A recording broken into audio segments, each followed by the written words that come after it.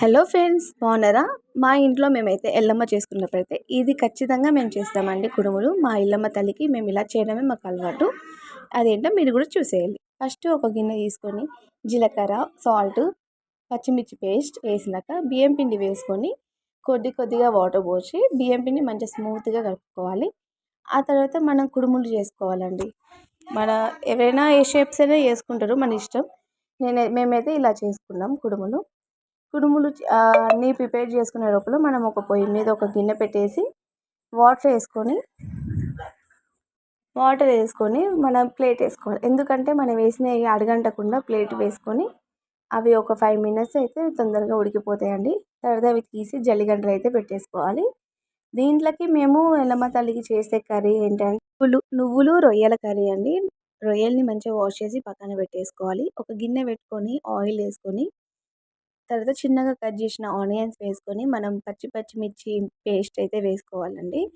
Paste వేసుకొని కొంచెం fry చేసుకున్నాక ఇందులో మనం కొంచెం పసుపు వేసుకోవాలి. పసుపు వేసుకొని అది కొంచెం ఫ్రై అయ్యే లోపల మనం మంచిగా కడిగి శుభ్రంగా చేసిన నువ్వుల్ని మిక్సీ పట్టుకోవాలండి.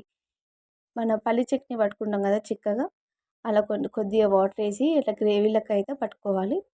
ఇదంతా మనం కర్రీలో వేసుకొని కలుపుకొని మనకి ఎన్ని వాటర్ అయితే కావాలి, కొంచెం గ్రేవీ ఎక్కువ అనుకుంటే గ్రేవీ ఎక్కువ, లేకపోతే నార్మల్గా కొన్ని ఒక 1 కప్ వాటర్ అయితే వేసుకోవాలి. 1 కప్ వాటర్ వేసుకున్నాక కలిపేసి ఇందాక కడిగి అయితే పెట్టుకున్నాం కదండి రొయ్యలు, ఆ రొయ్యలను కూడా ఇందులోనే వేసేయాలి. ఇందులోనే రొయ్యలు కూడా వేసి బాగా కలుపుకొని ఇక్కడ మనకు సాల్ట్, కారం గిట్ల ఏమైనా తక్కువ అనిపిస్తే కొద్దిగా వేసుకోవాలి. వేసుకున్నాక సెట్ చేసి ఒక 5 మినిట్స్ అయితే అలాగే వదిలేయాలి. 5 మినిట్స్ తర్వాత కొత్తిమీర వేసుకొని సర్వ్ చేసుకుంటే అయిపోతుంది. ఎంతో టేస్టీ అయిన రొయ్యలు నువ్వుల కర్రీ అయితే రెడీ అయింది. ఈ కుడుములతోని ఈ నువ్వులు రొయ్యల కర్రీ అయితే పెట్టుకొని తింటే సూపర్ టేస్ట్ అండి. నిజంగా చెప్తున్నా, చాలా మందికి నచ్చుద్ది. చాలా సూపర్ ఉంటుంది. ట్రై చేసి ఎలా ఉందో కామెంట్ చేయండి.